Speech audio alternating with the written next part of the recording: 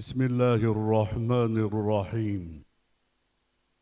السلام عليكم ورحمة الله وبركاته. Hurmatli azizlar,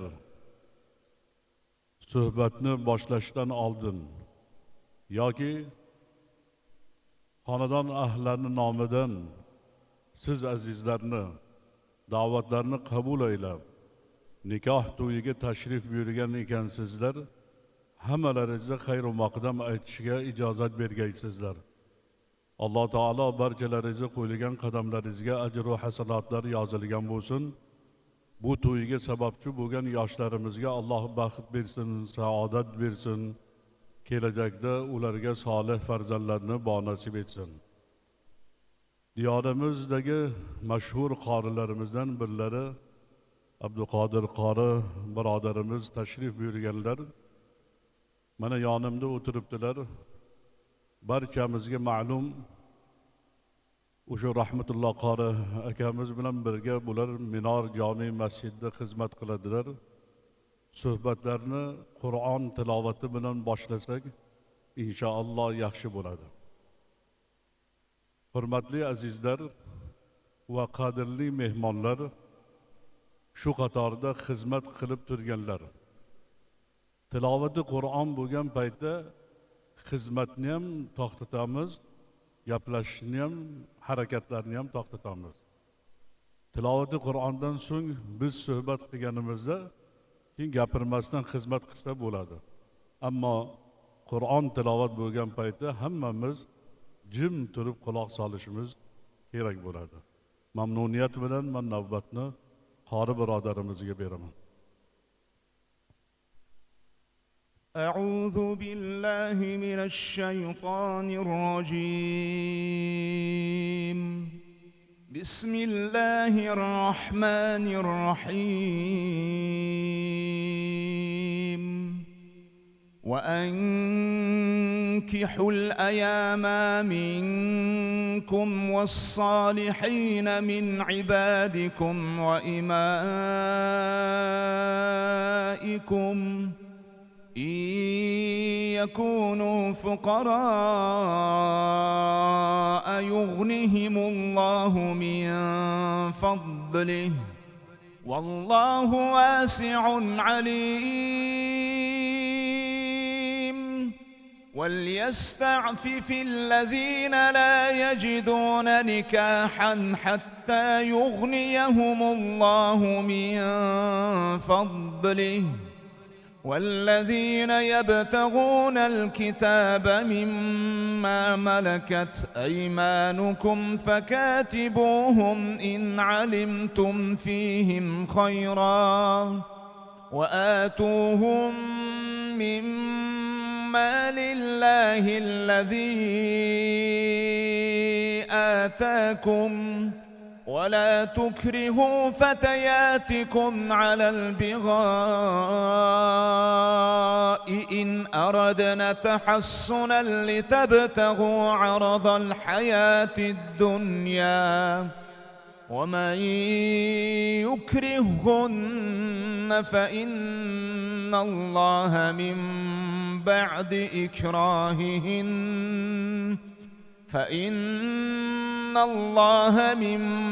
بعد إكراههن غفور رحيم.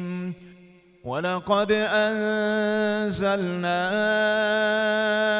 إليكم آيات مبينات ومثلا من الذين خلوا من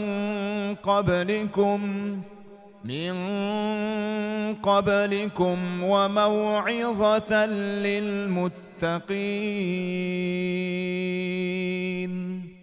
سبحان ربك رب العزة عما يصفون وسلام على المرسلين والحمد لله رب العالمين.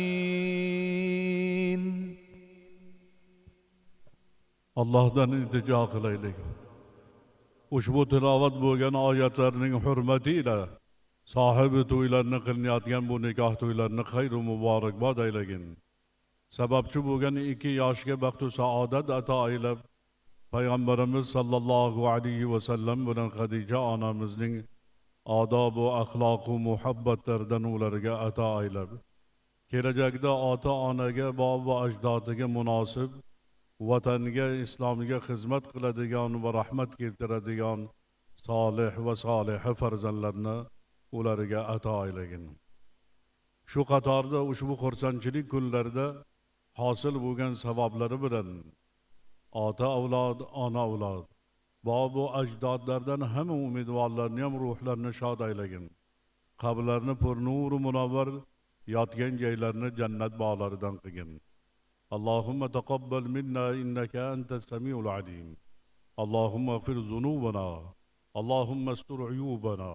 Allohumma arham mawtana. اللهم اجمع بينهما بالخير برحمتك يا أرحم الراحمين.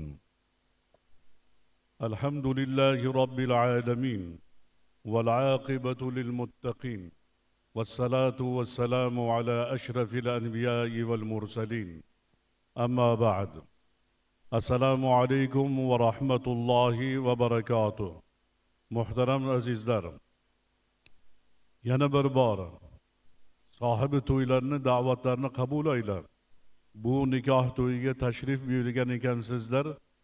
Alloh taolo barchalaringizni qo'yilgan qadamlaringizga ajr va hasanotlari yozilgan bo'lsin. Va o'sha to'yga kelishimizga sababchi bo'lgan 2 yoshga Alloh baxt va saodat ato aylasin. Odam bilan Havo, Yusuf bilan Zulayho, Ali bilan Fatima, payg'ambarimiz sollallohu alayhi vasallam bilan Xadija onamizni odob va axloq va muhabbatlardan Alloh taolo ularga ato aylasin.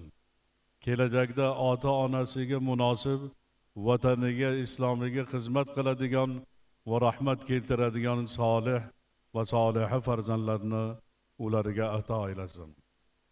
Hurmatli azizlar, nikoh to'yi bo'lganligi uchun dinimizda mana shu nikoh to'yini qilishi mustahab amallardan hisoblanadi.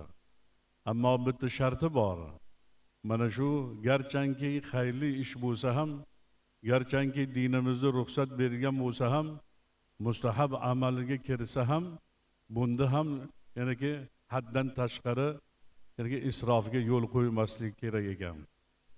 Payg'ambarimiz sollallohu alayhi vasallam rivoyatlarda kelgan ekan,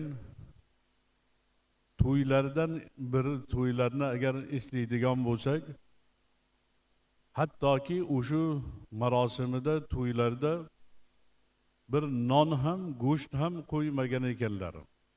Ba'zi ulamolarimiz o'sha davrida go'sht ham, non ham bo'lmagan ekan. Adashmasam Anas radhiyallohu anhudan rivoyat bo'lgan hadisda Sofiya onamizga uylanish yoki o'sha Sofiya onamizga qilgan to'ylardan yoki bu hadis hikoya qiladi. Ana shunda charmdan bo'lgan darsoxonni yoyganlar, yozilganlar, ustiga sariq yog', xurmo va ozgina jo'xori qo'yilgan ekan, shu bilan to'yni o'tkazgan ekanlar. Hurmatli azizlar, albatta o'sha davrni talabidan kelib shu to'yni shu tarzda o'tkazganlar va hech kim unga e'tiroz bildirmagan. Biz ham bundan ibrat olmoqligimiz kerak bo'ladi. Ba'zilar o'ylashi mumkin, o'sha paytda hech narsa topolmagan, bo'lmaganligi uchun shunday qilgan deydiganlar ham yo'q emas. Lekin Sayyidimiz sallallohu alayhi vasallam xohlasalar qancha xizmat qilaman deydigan ashabi kiromlar bor edi. Yoki o'zlari agar xohlasalar Alloh taolo u kishiga ham shu sharoitni qilib berardi. Ammo kelajakda ummatga ibrat bo'lsin deb isrofsiz me'yorida to'ylarni o'tkazib, bu bilan bizga o'rnak bo'ldirar.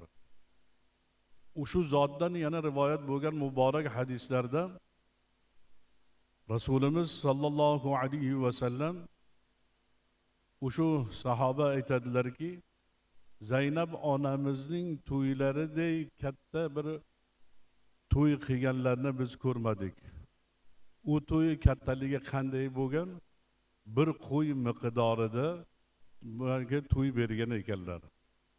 Demak, ulamolarimiz aytishadiki, ushbu muborak hadislardan kelib chiqib, nikoh to'yida bir qo'y miqdorida ziyofat qilishi dinimiz ruxsat berilgan ekan. Demak, undan ortiqchasiga biz harakat qilmasligimiz kerak. Ana shunda inshaalloh yaxshi bo'ladi. Yoki bir hadis mashhur, Abdurrahmon ibn Avfdan kelgan hadis mashhur bo'lgan. Mana shu hadisdan ham ya'ni ma'lum bo'ladiki, payg'ambarimiz sollallohu alayhi va sallam biz islom ummatiga to'y qilishni buyurganlar bir qo'y miqdori bilan. Kunlardan bir kuni ashabi kirom bilan o'tirganlarda Abdurrahmon ibn Avf keladilar. Kelgandan keyin o'sha davrdagi nikoh to'ylarining bir asari kiyimlarda sariq bir belgisi ko'rindi. Payg'ambarimiz sollallohu alayhi va sallam uni ko'rgandan keyin u Abdurrahmondan so'radilar, bu nimani asari, bu nimani izi, bu nima belgisi deb so'radilar. Abdurrahmon ibn Avf aytdilarki, ey Allohning payg'ambari, men o'ylandim. Shu bu nikoh belgisida ularda shunaqa bir odat bor ekan, bir sariq atirmi yoki gulmi shu o'zlariga kiyimiga taqar ekan, shuni izi qolgan ekan. Payg'ambarimiz sollallohu alayhi va sallam qarang, birinchi so'ragan narsalari mahriga biron narsa berdingmi deb so'radilar. Hozir biz sizlar ham mana shu nikoh to'yini artisi aytilganmi yo'qmi uni so'raymiz. Karnaychisi aytilganmi yo'qmi uni so'raymiz, ammo mahrni so'ramaymiz.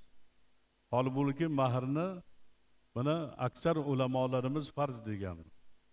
Faqat ba'zi ulamolarimiz vojib degan. Eng kichik aytganlar ham buni vojib deganlar.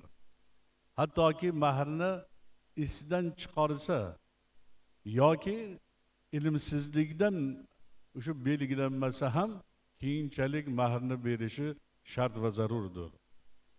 Mahrni Alloh taolo Qur'oni Karimda bir oyat bilan emas, 4 ta oyat bilan biz erkaklarning zimmasiga yoki aniqrog'i uylanadigan yigitlarning zimmasiga vojib qilib qo'yganligini hech qachon unutmasligimiz kerak bo'ladi. Shuning uchun u zot sallallohu alayhi va sallam Abdurrahmondan birinchi so'ragan narsalari mahrga nima berding? Donakday tilla yoki bir berdim mahriga, so'ng uylandim dedilar. Ana shundan so'ng payg'ambarimiz sallallohu alayhi va sallam bildirdilarki, bu shu mahrni berib nikohlab uylangani to'y qilmaganligini bildilar. Va shundan so'ng aytdilarki, bir qo'y bilan valima qilib bergin deb aytdilar. Ya'ni to'y ham qilib ber deb buyurdilar. Ulamolarimiz mana shu hadislarga binoan nikoh to'yida bir qo'y miqdorida ziyofat berishi mustahab sunnatlardan bo'lib qoldi. O'zi mustahab degani yana mana shuni bir qisqa agar ma'no beradigan bo'lsak, imkoniyati bo'lsa bersa savobini oladi. Bordi imkoniyati yo'q bo'lsa qarz qavoli bilan uni qilmaydi. U aksi holda ajr savob olaman deyish o'rniga yana gunohkor ham bo'lib qoladi, Alloh asrasin. Shuning uchun bir qo'y miqdorida ziyofatni bersa inshaalloh nur ustiga nur ekan. Demak, mana shu muborak hadislardan ma'lum bo'ladiki, nikoh to'yining ziyofati sunnat ekan. Bunda hamma tanovul qilishi mumkin. Ammo Abu Hurayra radhiyallohu anhu dan rivoyat bo'lgan hadisda payg'ambarimiz sollallohu alayhi va sallam o'sha taomlarda o'sha kam ta'minlangan, ya'ni faqir va miskinlarga bergani yana savobi o'z o'rnini topadi. Chunki u muborak hadisning mazmunlarini aytadigan bo'lsak, taomlarning eng yomoni qorini ochlar qolib ketsa-yu, qorini to'qlar yeb ketsa degan ekanlar. Shu mazmundagi hadislar kelgan ekan. Shuning uchun mana shunaqa ihsonlarimizda, to'ylarimizda bevu bechoralarni eslasak, ularni ham shu to'ylarimizga chaqirsak yoki kela olmaydiganlarga uylariga shu oziq ovqatlarni yoki taomlarni yuborsak, inshaalloh maqsadiga muvofiq bo'ladi. Hurmatli azizlar, Payg'ambarimiz sollallohu alayhi vasallamning qizlari Fatima onamizni to'yidan ham agar gapiradigan bo'lsak, nihoyat u kishini to'ylari ham sodda, ya'niki ixcham o'tganligi ma'lum bo'ladi. Kunlardan bir kuni hattoki to'y mana shunaqa bir ulug' narsaki, mahrni yuqorida Abdurahmon bilan suhbatida mahrni so'ragan bo'lsalar, Hazrati Ali radhiyallohu anhu o'zlarining tarbiyasini olgan bo'lsa ham qarindoshligi bo'lsa ham kambag'alligini bilsalar ham u kishini ham mahrdan ozod qilmaganlar.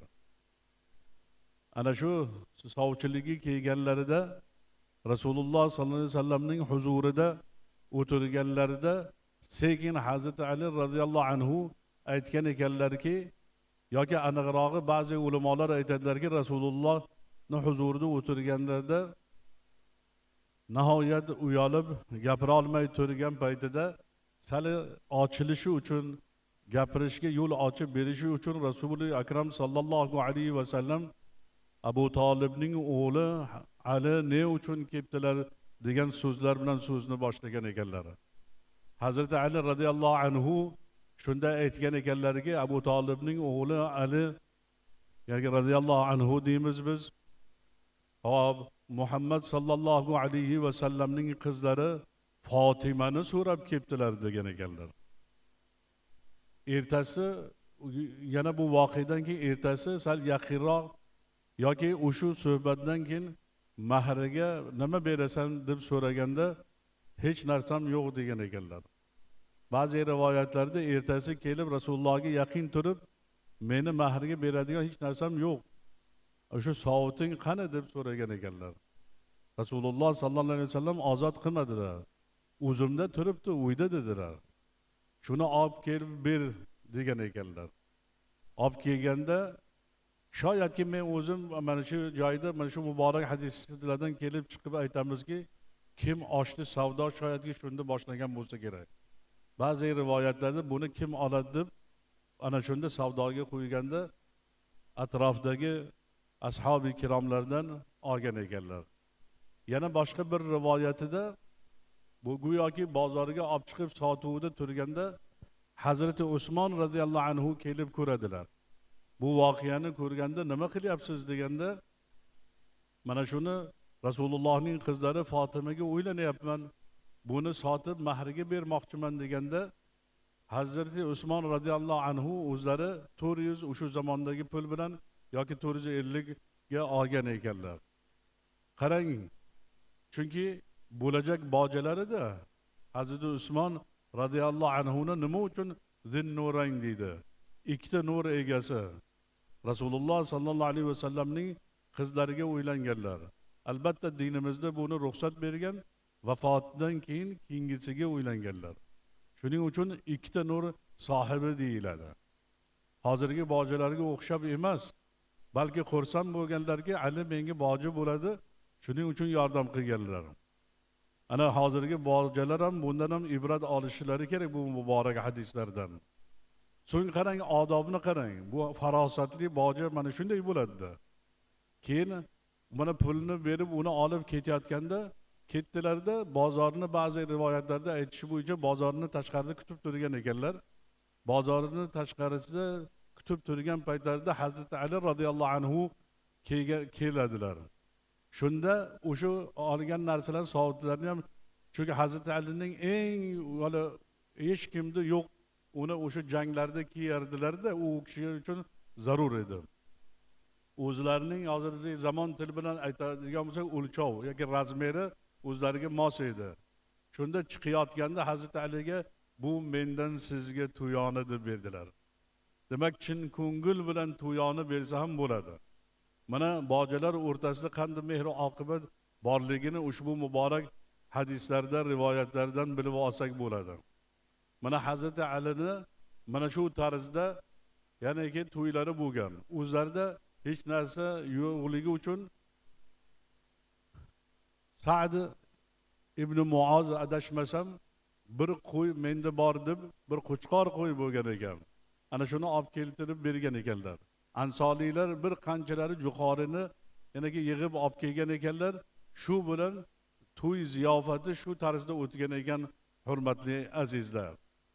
Keyinchalik yana muborak hadislarda shu narsalar kelgan ekanki, Payg'ambarimiz sollallohu alayhi va sallam Hazrati Ali radhiyallohu anhu ga aytgan ekanlar. Men bormaguncha yana biron ishni boshlamagin deb aytgan ekanlar. To'ylar o'tib bo'lgandan keyin Fatima onamizning uylariga kelib, Sayyidimiz sallallohu alayhi va sallam Fatima onamizga bir suv keltirishni buyurdilar. Fatima onamiz bir idishda yerga suv olib keldilar. Suvni ko'ksilariga, boshlariga sepdilar va duo qildilarki, Allohdan duo so'radilar. Va ularga buni va bo'lajak zurriyotlarni quvlagan shaytondan panoh so'rayman degan mazmundagi duolar bilan duo o'qidilar. So'ng yana suv keltirishni so'radilar. Bu safar Hazrati Ali radhiyallohu anhu o'sha idish bilan yana suv olib keltirdilar. Fatima onamizga qilganday Hazrati Aliga ham shu duolarni qildilar.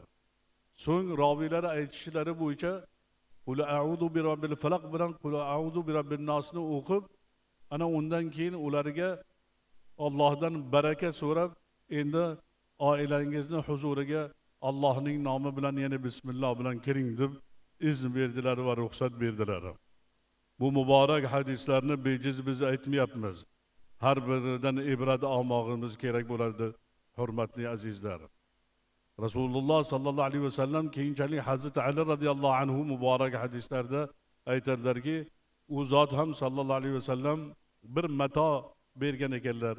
Bir suv idishi va bir yostiq, teridan bo'lgan yostiq, ichida qaysidir o'simlikning barglaridan solingan.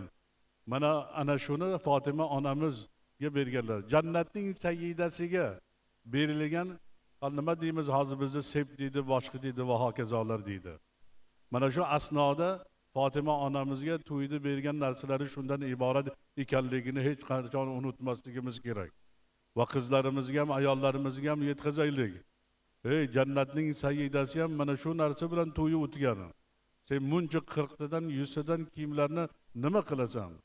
Buni isrofga yo'l qo'yma degan me'yorida o'tkazishini biz aytmoqligimiz kerak. Mana shu joyda yana bir narsani aytishni lozim topdik. Kuyov tomondagilar hozirda ko'pchilik bu sir emas biladiki, qiz tomoniga mana shunaqa yoki majburiyatlarni yoki ularni zimmasiga qo'yadilar yoki talabni qattiq qo'yadilar. Demak, dinimizda bu narsa ruxsat berilmagan. Ayniqsa barcha ulamolar Qur'on oyatlaridan va muborak hadislardan kelib chiqib, to'yini o'tkazish kimni zimmasida degan joyda erni zimmasida ekanligini aytib o'tgan ekanlar. Mana shu narsani hech qachon unutmasligimiz kerak. Aslida biz e'tibor bermaydigan bir narsa bor. Bir xonadonga bir boshqa xonadon o'zini qizini bergandan so'ng u xonadonning obro'si bo'ladi. Mahalla ichida o'sha odamning obro'si bo'lganligi uchun qizni sha'niga bu to'ylarni yoki xarajatlarni erkakning zimmasida bo'lishi va er tomonidan qilishi lozim bo'ladi. Yana takror bo'lsa ham aytamizki, yana o'shuni ham me'yorida o'tkazishi lozim bo'ladi, hurmatli azizlar. Shuning uchun hurmatli azizlar, agar siz mana shu aytilgan masalalarga amal qilsak, to'ylarimiz ixcham va chiroyli, go'zal bo'ladi. Ammo zinhor va zinhor er kishi hech qachon o'zini vazifasini tashlab, ya'ni hozirgi paytda ayrim yoshlarni biz nazarda tutyapmizki, uylanadi, yangi uylangandan so'ng yoki bir ozdan so'ng yoki bola chaqani ayolni tashlab qay joylarga yoki Rossiyalarga omuz qilib ketadi. Boshqa o'lkalarga ketadi. Mayli u ham borsin, uni ham zarari yo'q. Yaxshi niyat bilan, to'g'ri niyat bilan halol ishlab, halol rizq topaman, oilamni boqaman desa marhamat.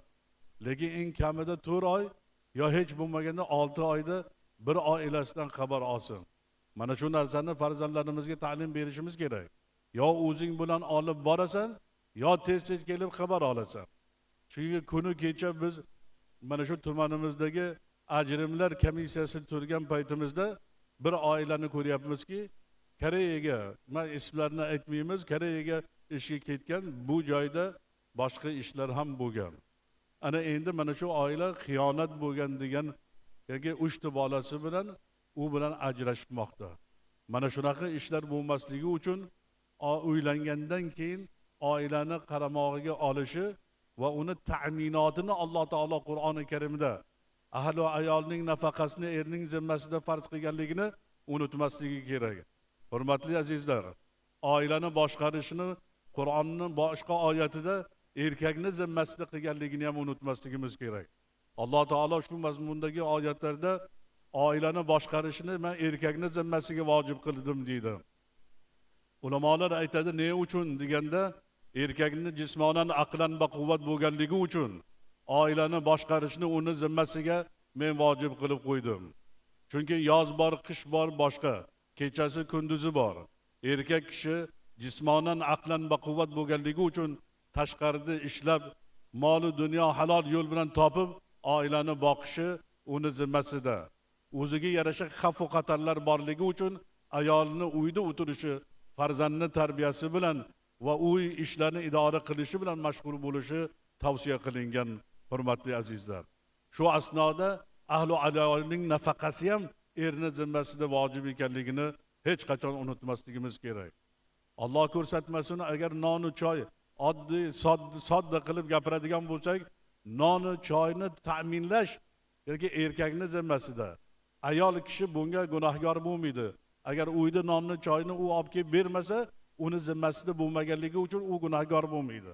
Ammo er kishi topgani oshno og'anasi bilan choyxonada o'tkazsa, oilasini hech narsa olib kelmasa, bu dunyoda ham oxiratda ham Allohning huzuriga borganda ham javob beradi.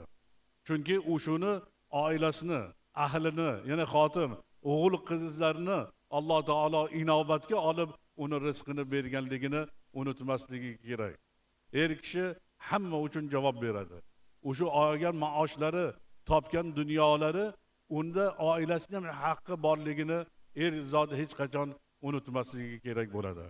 Ayol kishi o'zi ishlasa, dinimizda agar zarurat bo'lsa, o'sha jamiyatdagi ayollarga uni bir amali yoki bir kasbi kerak bo'lsa, Hanafiy ulamolar ishlashiga ruxsat berilgan.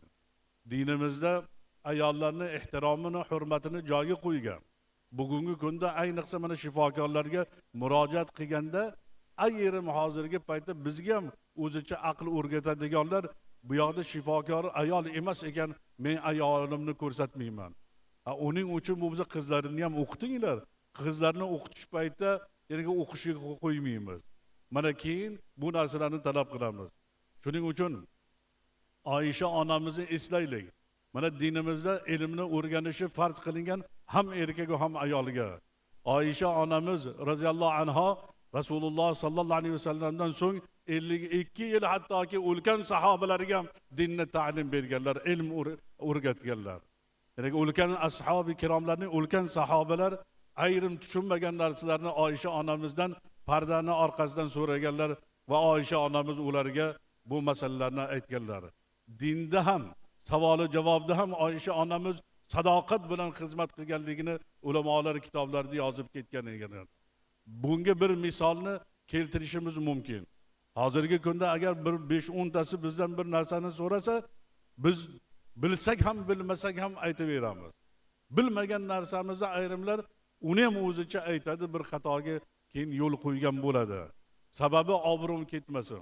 Ammo mahsini ustiga mahs tortish xususida Oysha onamizdan kelib so'rashganda, qarang, adolatni qarang, sadoqatni qarang, to'g'riligini qarang. Aytilarki, bu masalani Hazrat Ali radhiyallohu anhu dan so'rang. U kishi safarlarda Rasululloh bilan ko'p bo'lgan, mendan yaxshi bu masalani biladi va javobini aytadi dedilar. Qarang, agar siz bizga kelsa shunday, yo'q, bilsak ham bilmasak ham aytaveramiz. Hozirgi kunda bir xafachilik bilan, afsuslik bilan aytamiz, ayrim holatlarda ulamolar, ahli ilmlar o'tirgan paytda biron bir birodar savol bersa, hol domlalar o'ylab ko'rib, nima javob beraman deguncha o'tirganlar javobini aytib qo'yishadi o'zlaricha. Mana shu narsalarni ham Ya'ni biz e'tibor bermoqimiz kerak. Hurmatli azizlar, dinimizda ayollarning ehtiromi baland ekanligini hech qachon unutmasligimiz kerak. So'zimni oxirida Havla degan bir ona o'tganlar Rasululloh hayotiy davrlarida. Mana shu kishining hikoyasi bilan biz so'zimizni tugatamiz. Chunki dinimizda ayollarning qanday martabasi borligini bu hikoyadan bilib olamiz. Men sizlarga tavsiya qilardimki, Baxtiyor oila Shayx hazratlarining kitoblarini olib o'qimoqliklaringizni. Mana shu hikoyalarni nihoyat chiroyli qilib yozib berganlar. Ana shunda o'z erlari bilan, oilasi bilan yaxshi, chiroyli, go'zal yashab yurgan o'sha zamonda islomning boshida johiliyat davridagi bir gaplarni erlari Havlaga aytgan ekanlar. U gap nima edi, nimadan iborat edi? Zihor degan narsa bor edi. Yoki o'zimiz buni soddaroq qilib mazmunlarni tez-tez aytib o'tadigan bo'lsak, ana shu paytda onani beliga qarab o'xshatishini so'zlarni aytganlar. Ana shu johiliyat davridagi paytida bu abadiy taloqiga bo'lib, boshqa ular xotin qilishiga mumkin emas edi. Mana shu voqea bo'lgandan keyin Rasulullohning huzuriga keldilar. Havla aytdilarki, shu voqea bo'ldi, ammo meni butun meni qaratdi, husnimni, chiroylim ham ketdi, quvvatim ham, boshqam ham ketdi, farzandlarim bor, men uni yaxshi ko'raman desa, taloq bo'lsan, unga harom bo'lsan degan so'zlarni bir necha bor aytdilar. Har aytganda u ona yana aytaverardilar. So'ng Allohga nola qildi. Va ayol Alloh osmonga qarab duo qildi, qo'llarini ko'tarib. Shu Habibingni tiliga meni masalamni shu mazmundagi duolarni qildirki, yechimini biron narsa nozil qildi dedi. Chunki bu gapdan, bu duodan oldin Rasulimiz sallallohu alayhi va sallam sen xususida biron narsa kelmagan degan so'zlarni ham aytgan edilar. Allohdan iltijo qilib so'ragandan keyin Alloh taolo mana qorimi yaxshi bo'ladi, Qad Samialloh surasidagi oyatlarni shu boshini nozil qildi. Qarang, 7 qavat osmonning tepasi arshi a'loda turibdi. Alloh taolo bir ayolning shikoyatiga quloq soldi. Va shu mazmundagi payg'ambarimizga oyatlarni tushirdi. O'sha holatda vahiy tushadigan holatga tushdilar Rasulimiz sallallohu alayhi va sallam. So'ng o'sha mazmundagi oyatlar, Alloh taolo yana Qur'on mo'jiza ekanligini ham bu yerda ulamolar aytishadiki, Alloh aytdiki, eri xususida talashib sen bilan gapirayotganini men ham ko'ryapman, ham eshitayapman degan mazmundagi oyatlarni Alloh taolo yubordi. Va ana shunda ular noto'g'ri ekanligini va bu qilmishni, bu gapni boshqa takrorlamasdan va uni kaforatini to'lab yashab yurishini, bunga taloq tushmasligini va bu xato ishi uchun kaforat to'lab yana oilasi bilan yashasin degan Alloh taolo bir hukmlarni yubordi. Mana shu ayolni qarang, Rasululloh quloq soldilar. Alloh taolo o'zi butun olamlarni yaratgan zot ham quloq soldi. Islom bunaqa ayollarni tarbiyalab yetkazadigan. Ana ba'zilar, ayrimlar o'zicha teng huquqli boshqa deydi, ammo islom buni hammasini ko'rsatib bergan. 1400 yil oldin ayollarni mol sifatida ko'rib, hattoki buyum sifatida ko'rib, hattoki ularni qimoriga qo'yishligi tarixdan barchamizga ma'lum. Ularga meros bermasligi ham barchamizga ma'lum. Qur'on islom kelishi bilan ularning haq huquqini belgilab berganligi barchamizga ma'lum. Va ular ham inson ekanligi va Alloh taolo Niso surasida buni bizni ma'lum qildi. Ey insonlar deb bizga Alloh xitob qildi. Men odamni yaratdim, odamni o'zidan havoni yaratdim, ekovidan ko'p erkak va ayollarni yaratdim deydi Alloh taolo. U ham inson ekanligi, uni ham haq huquqi borligi va u ham meros olishga haqli ekanligini Alloh taolo bizga bildirdi. Shuning uchun oradan vaqt o'tib Hazrat Umar radhiyallohu anhu davrida bir Makkani zodagonlari bilan birga kelganda, atrofida butun boyu va davlat va hokimlar va kattalar bilan birga kelganda, ana shu bir kampir Hazrat Umarni tutib o'zicha nasihat qilaverdi. Kecha Umar eding, keyin Umarcha eding, Umar bo'lding, endi Amirul Mu'minin bo'lding. Taqvo yuzasida va boshqasida u kishiga nasihat qilaverdi. U kishi jim turib Hazrat Umar quloq solardilar. U kishi bilan kelganlar axir oqibat toqatlari toq bo'lib, ey Umar deyishdi. Makkaning butun peshvolari biz atrofingda turib bitta kampir bilan ovora bo'lib turasanmi? Siz dedi Hazrat Umar ularga qarab aytadi, siz o'zlaringiz bilasizlarmi buni kimligini? Buni payg'ambar quloq solgan bo'lsa, butun olamlarni yaratgan zot 7 qavat osmonni tepasida bunga shikoyatiga quloq solib turgan bo'lsa, Umar quloq solmaydi. Alloh bilan qasam dedi, kun bo'yi meni ushlatsa, namozning vaqtidan boshqa qancha meni ushlasa turaveraman deb aytgan ekan. Hurmatli azizlar, mana dinimizda mana shunaqa ayollarni ehtirom qilishi bor. Shuning uchun erkaklarga biz hammamiz o'tirgan ekanmiz, oilani boshqarishni o'z zimmamizga olaylik. Hozirgi kunda ayrim ko'pchilik, aksar deksa ham bo'ladi, ko'pchilik oilalarda ayollar hukmron bo'lmoqdalar. Shuning uchun erkak ekanligingizni unutmang, oilani boshi va oti ekanligingizni unutmang. Oilani qo'liga olib tarbiyasi bilan shug'ullaning, farzandlarni nasihat qiling. Ana shunda bu dunyo oxirat saodatini Alloh taolo siz bizlarga nasib etadi. Alloh taolo sohibi to'ylarni qilinayotgan bu nikoh to'ylarini xayr va muborakbod aylagan bo'lsin. Sababchi bo'lgan 2 yoshga Alloh baxt va saodat bersin. Kelajakda ota-onasiga munosib solih va soliha farzandlarni ularga ato qilsin. Hurmatli azizlar, 5 daqiqa bo'lsa ham vaqtlaringizni olamiz. Chunki bu qorilarni topolmaymiz. Bu O'zbekistonda bir qancha sovrinlarni o'z davrida Shayx hazratlarining davrlarida ham xizmat qilganlar. O'sha zotlar quloq solgan, biz o'zimiz ham ya'ni bu muhabbatimiz bor. Bir Qur'on tilovat qilsalar, so'ng inshaalloh hamma duolarni qo'shib duo qilsak. Marhamat. أعوذ بالله من الشيطان الرجيم. بسم الله الرحمن الرحيم.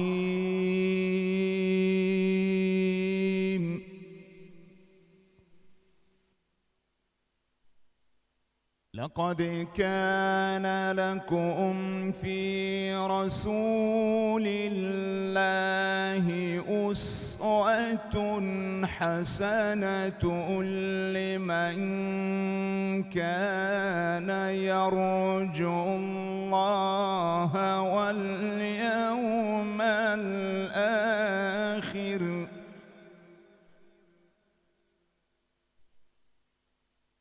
لمن كان يرجو الله واليوم الآخر وذكر الله كثيرا.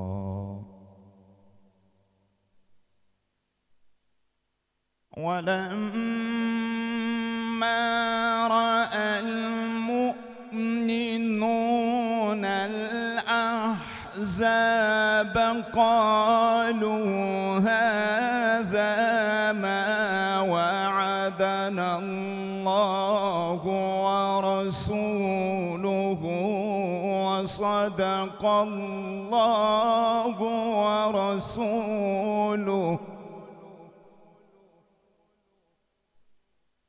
وما زادهم إلا إيمانا وتسليما.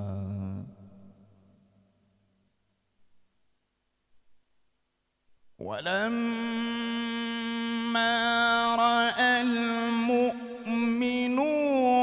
الأحزاب قالوا هذا ما وعدنا الله ورسوله وصدق الله ورسوله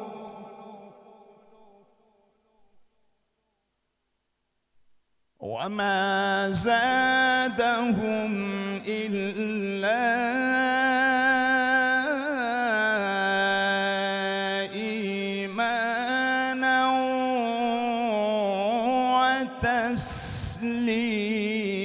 وتسليما.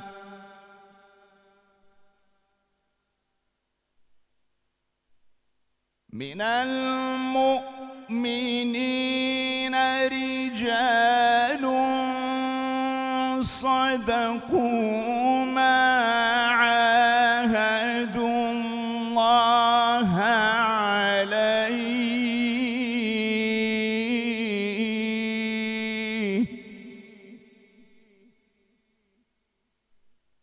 فمنهم من قضى نحبه ومنهم من ينتظر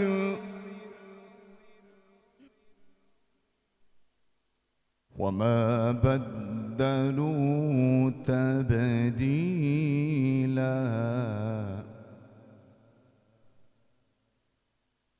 ليجزي الله الصادقين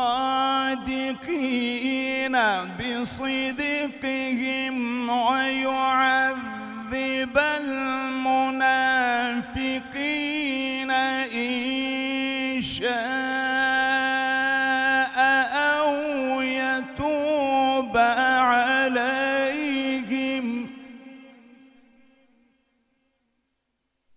إن الله كان غفورا رحيما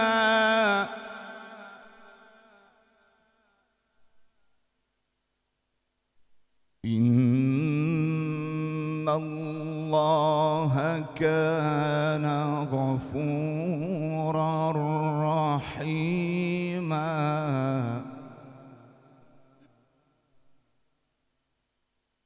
ورد الله الذين كفروا بغيظهم لم ينالوا خيرا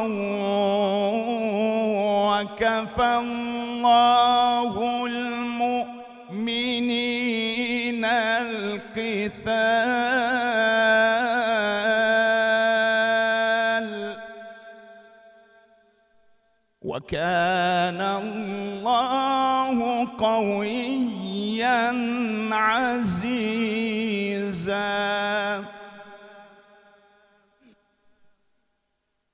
بسم الله الرحمن الرحيم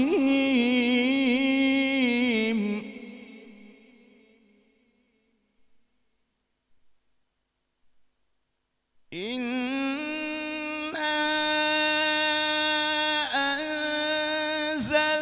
أنزلناه في ليلة القدر وما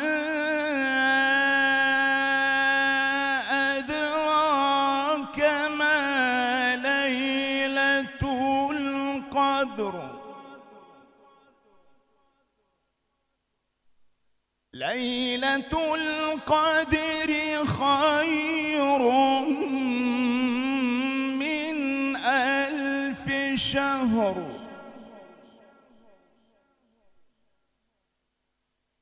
إنا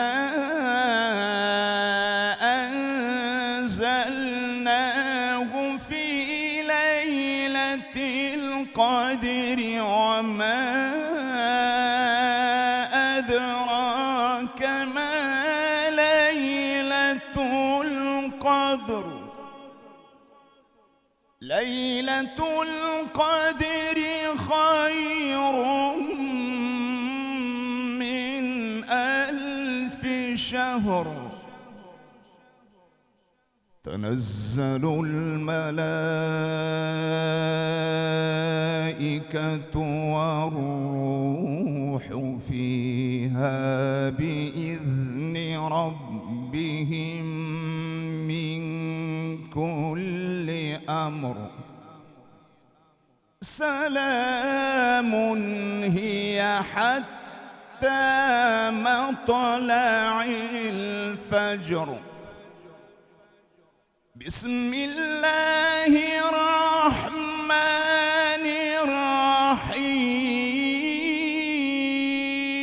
الرحيم قل هو الله أحد الله الصمد لم يلد ولم يولد ولم يكن له كفوا أحد صدق الله العظيم.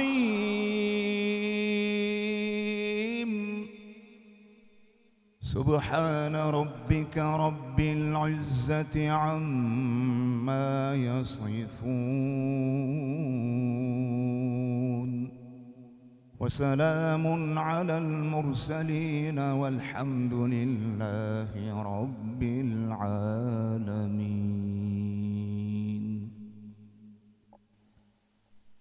alloh haq subhanahu va taolodan iltijo qilib so'raylik. Ushbu tilovat bo'lgan oyatlar va suralarning hurmatidan sohibi to'ylarni qilinayotgan bu nikoh to'ylarini xayru muborakbod aylagin. Sababchi bo'lgan yoshlarga baxtu saodat ato aylab, kelajakda ularga solih farzandlarni nasib aylagin. Allohumma allif baynahuma kama allafta bayna Muhammadan al-Mustafa va Khadijata kubra. Parvardigor payg'ambarimiz sallallohu alayhi va sallam bilan Khadija onamizni odob va axloq va muhabbatlardan ularga ato aylab, ushbu xursandchilik kunlarda hosil bo'lgan savoblar bilan o'tgan bobo ajdodlarni ham rahmat va mag'firatingga olgin. Qori birodarimizni ham Parvardigoro din yo'lidagi xizmatlarga ajr bergin.